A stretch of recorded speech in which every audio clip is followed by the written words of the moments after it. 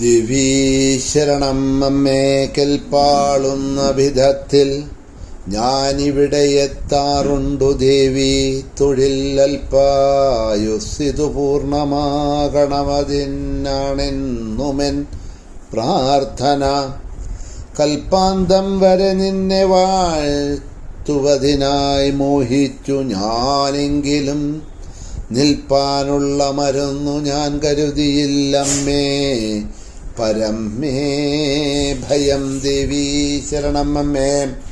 സുപ്രഭാതം, ശുഭദിനം എല്ലാ ധന്യാത്മാക്കൾക്കും. പുലർകാല വന്ദനം. ശ്രീമദ് ദേവി ഭാഗവത നിത്യപാരായണ പരമ്പരയുടെ ഇന്നത്തെ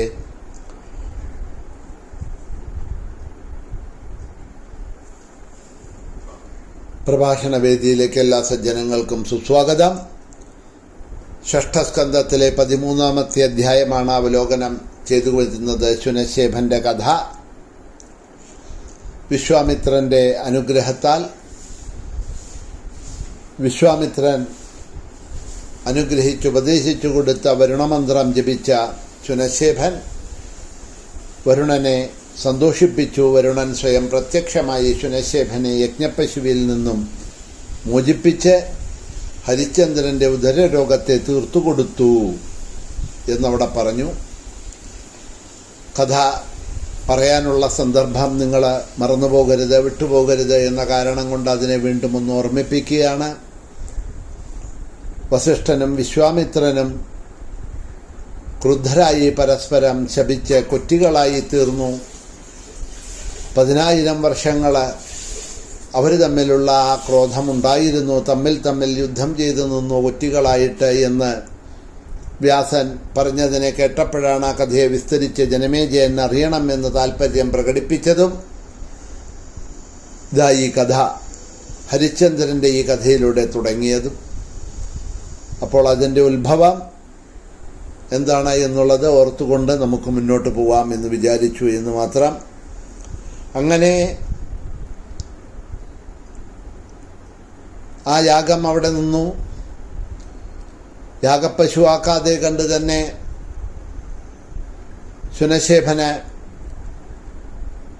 രക്ഷപ്പെടുത്തി വിശ്വാമിത്രൻ വരുണ അനുഗ്രഹം കൊണ്ട് രാജാവായ ഹരിശ്ചന്ദ്രന്റെ ഉദര രോഗവും മാറിയെന്നുണ്ടെങ്കിലും തൻ്റെ വാക്ക് ഹരിശ്ചന്ദ്രൻ കേട്ടില്ല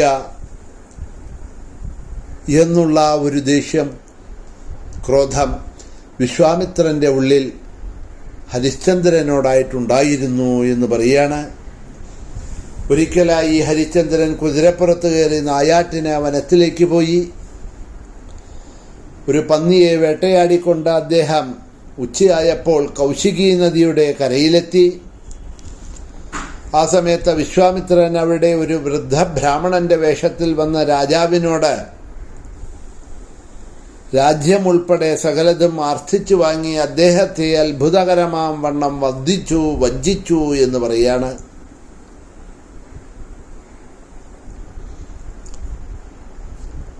അത് രണ്ടാമത്തെ കഥയിലേക്ക്, ശുനശേഫന്റെ കഥ കഴിഞ്ഞ് മറ്റൊരു കഥയിലേക്ക്. കാരണം തൻ്റെ വാക്കുകളെ അനുസരിച്ചില്ല ഹരിശ്ചന്ദ്രൻ എന്ന കാരണം കൊണ്ട് വിശ്വാമിത്രന് ഹരിശ്ചന്ദ്രനോട് മനസ്സുകൊണ്ട് ക്രോധമുണ്ടായിരുന്നു. ആ ക്രോധം തീർക്കാൻ ഒരവസരം കാത്ത് വിശ്വാമിത്രൻ ഇരിക്കുമ്പോഴാണ് രാജാവ് വേട്ടയാടാനായിട്ട് ഹരിശ്ചന്ദ്രൻ കാട്ടിലേക്ക് പോയതും ഒരു മൃഗത്തിനെ, പന്നിയെ വേട്ടയാടിക്കൊണ്ട് ഏതാണ്ട് ഉച്ചയായപ്പോഴേ കൗശികി നദിയുടെ തീരത്തെത്തിയതും.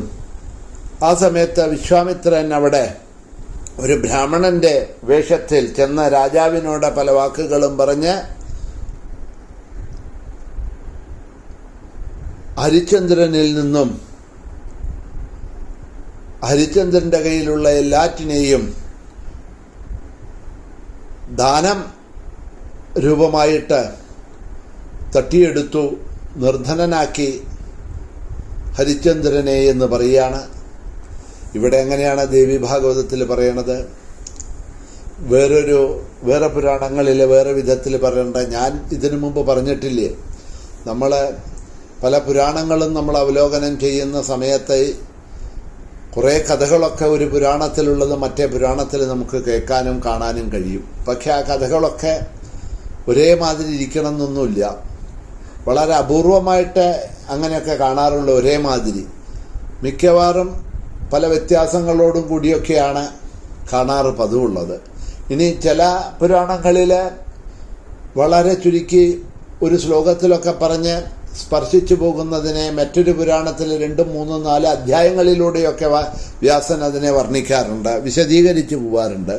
അപ്പം ഇതൊക്കെ പുരാണങ്ങൾ നമ്മൾ ഓരോന്ന് മാറി മാറി അവലോകനം ചെയ്യുന്ന സമയത്ത് നമുക്ക് കാണാൻ കഴിയും. അപ്പം എല്ലാ പുരാണങ്ങളും പഠിച്ചാലുള്ള ഗുണം എന്താണെന്ന് പറഞ്ഞിട്ടുണ്ടെന്നുണ്ടെങ്കിൽ ചിലത് വിശദീകരിച്ച് പറയാത്തതിനെ മറ്റൊരു പുരാണത്തിൽ വിശദീകരിച്ച് പറയുമ്പോൾ അതിനെ നമുക്ക് ഉൾക്കൊള്ളാൻ, മനസ്സിലാക്കാൻ, ആ കഥയെ നമുക്ക് മനസ്സിലാക്കാൻ കഴിയും. അതേസമയത്ത് ഇത് നമ്മളുടെ ഉള്ളിൽ തന്നെ പരസ്പരമായിട്ടുള്ള ഒരു സംശയം, ശങ്കയെ ഉണ്ടാക്കാനും കാരണമായി തീരും. ഒരു പുരാണത്തിൽ ഇങ്ങനെ പറയണു, വേറൊരു പുരാണത്തിൽ അതേ കഥ വേറൊരു പ്രകാരത്തിൽ പറയണു, മറ്റൊരു പുരാണത്തിൽ അതേ കഥയെ വേറൊരു പുരാണത്തിൽ അങ്ങനെ പറയണു. ഇതിലിപ്പോൾ ഏതാ ശരി ഏതാ തെറ്റ്, ഇങ്ങനെയുള്ള സംശയങ്ങളും അല്പജ്ഞരായിട്ടുള്ള നമ്മുടെ ഉള്ളിൽ ഉണ്ടാവും എന്ന് പറയുകയാണ്. അപ്പോൾ അത് കാരണം കൊണ്ട് വാസ്തവത്തിൽ നമുക്ക് മുക്തിമാർഗമാണ് നമ്മൾ നോക്കുന്നത് എന്നുണ്ടെങ്കിൽ ഏതെങ്കിലും ഒരു പുരാണത്തിനെ ആസ്പദമാക്കി പുരാണത്തിനെ പഠിക്കുക, അതിലുള്ള കഥകളെ മനസ്സിലാക്കുക, മുന്നോട്ട് പോകുക. ചെയ്യേണ്ടത് എന്താന്ന് പറഞ്ഞാൽ ഭക്തി, ജ്ഞാന, വിരാഗാർത്ഥം. അപ്പോൾ ഭക്തിയും ജ്ഞാനവും വിരക്തിയും ഉണ്ടാക്കാനാണ് എല്ലാ പുരാണങ്ങളും. അപ്പം എന്താ ഉണ്ടാവേണ്ടത്? ഭക്തി ഉണ്ടാക്കുക. ദേവനാണെങ്കിൽ ദേവനിൽ, ദേവിയാണെങ്കിൽ ദേവിയിൽ, ആ ദേവനിൽ തന്നെ മഹാദേവനാണെങ്കിൽ മഹാദേവനിലെ, അല്ലെങ്കിൽ വിഷ്ണു ആണെങ്കിൽ വിഷ്ണുവിലെ, രാമനാണെങ്കിൽ രാമനിലെ, കൃഷ്ണനാണെങ്കിൽ കൃഷ്ണനിലെ, എന്തായാലും വിരോധമില്ല. ആ ഭക്തിയെ വളർത്തുക. പിന്നെ കഥകളെ ഭക്തി വളർത്താനായി ഉപയോഗിക്കുക. അതേസമയത്ത് ആ കഥകളെ താത്വികമായിട്ട് അതിൻ്റെ സാരത്തിനെ മാത്രം സ്വീകരിക്കുക. ബാക്കിയുള്ളതിനെയെല്ലാം നമ്മൾ കളയുക.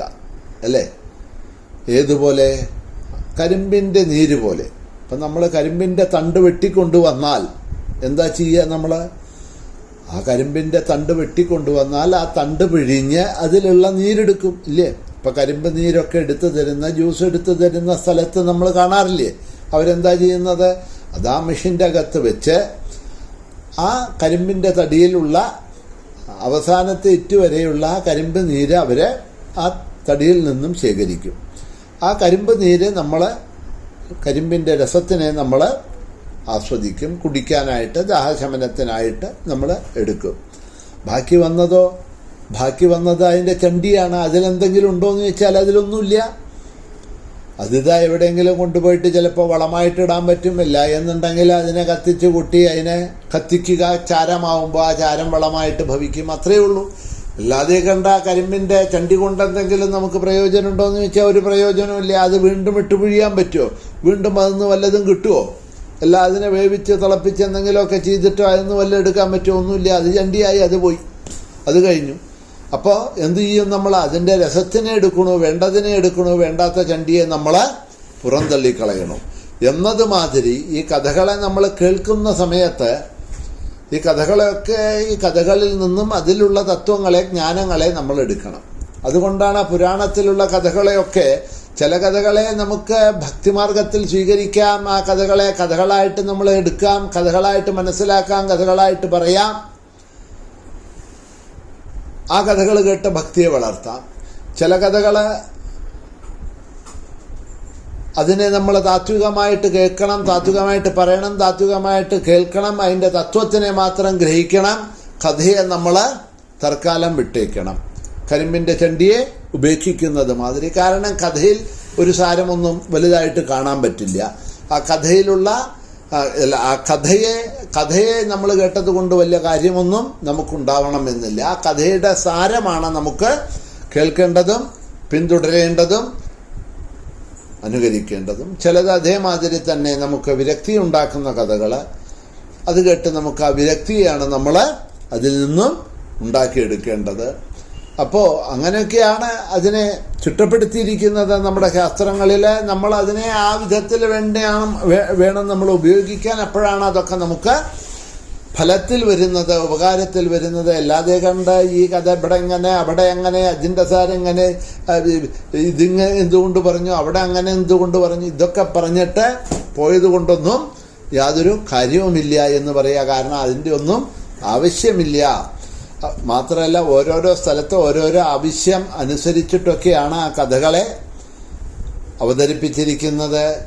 ആര് പറയണു, ആര് കേൾക്കണു, എന്തിനു പറയണു, അങ്ങനെ എന്ത് സന്ദർഭത്തിൽ പറയണു, ഇതിനൊക്കെ അടിസ്ഥാനപ്പെടുത്തിക്കൊണ്ടാണ് ഈ കഥകളെയൊക്കെ ചിട്ടപ്പെടുത്തി പുരാണങ്ങളിലൂടെ വ്യാസൻ അവതരിപ്പിക്കുന്നത് എന്നുള്ളത് കൂടി നമ്മൾ ഓർക്കേണ്ടതുണ്ട്.